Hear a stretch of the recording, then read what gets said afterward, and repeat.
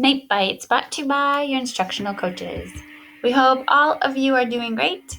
Today we're continuing our mini series on Becoming a Learning Team by Stephanie Hirsch and Tracy Crow. Here is the what and the why we're using Becoming a Learning Team. It supports district initiatives and it focuses on the power of intentional, collaborative, professional learning.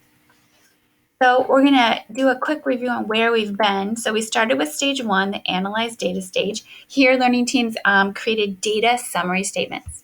Then we moved to stage 2, the set goal stage. Team members chose the gaps that they were going to work to close, and then they also identified student and educator learning goals. Then we went to stage 3, learn individually and collaboratively. We had a part 1 and a part 2, and we focused on powerful learning agendas. Then Rachel took us to stage 4, implement new learning, where teams apply new learning with their students. And today we're going to focus on stage 5, monitor, assess, and adjust practices. So chapter 7 focuses on the importance of reflecting on data and using assessments and tools to observe, monitor, and document the impact of their efforts. After teachers take new practices into their classrooms, they begin to watch how their new knowledge and instructional strategies affect what's happening in their classroom.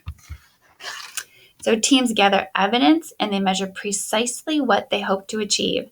They watch how students respond during class time. They collect data and information from classroom assessments and student work. The bottom line is, by using assessments and other measurement tools, teams can keep track of the impact of their learning on student learning. So learning teams use data to refine the immediate implementation and guide necessary adjustments in real time. They do this by constantly monitoring, assessing, and adjusting what they're doing. Teams have at least 3 options to consider for their next moves. So first, with data on hand, learning teams may realize that they're on the right track and that they can just refine the ways that they're teaching. Depending on where they are in this last part of the cycle, they may determine that the cycle was successful and that they're ready to start a new one with new data analysis and new goals.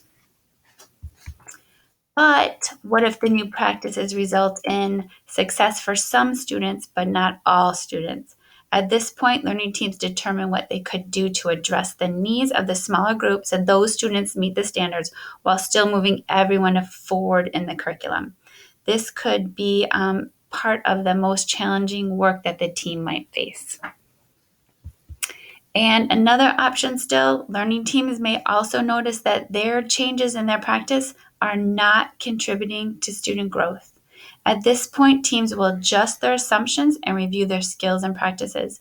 Teams may return to the learning cycle plan and identify adjustments and actions to inform the next cycle.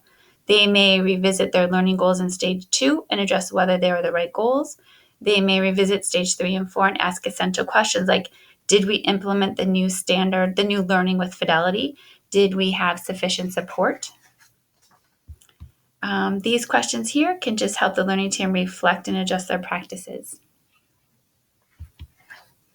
So regardless of the outcomes, teams will want to document the results and the adjustments they intend to make.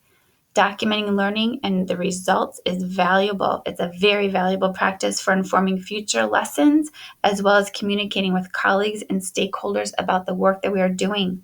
Tool 7.4 can be used to record learning team results and adjustments, and Tool 7.5 can be used for personal reflection on experiences throughout the entire 5-stage cycle. So some big takeaways. The success at stage 5 is really determined by the work that led up to it. All the stages of the cycle seem to come together here. We refer back to them. They help us make decisions on what we'll do in the future too.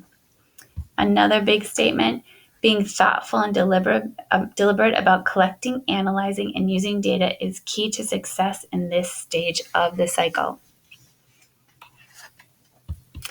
And that's it for now. Here's some time to reflect. Where do you feel we're at? What does your team do already? What's some things that we could do better and work on? And as always, Reach out if you have any questions. Please contact Dr. Mum if you would like a copy of Becoming a Learning Team. And we hope you all have a great day. Thanks, everyone.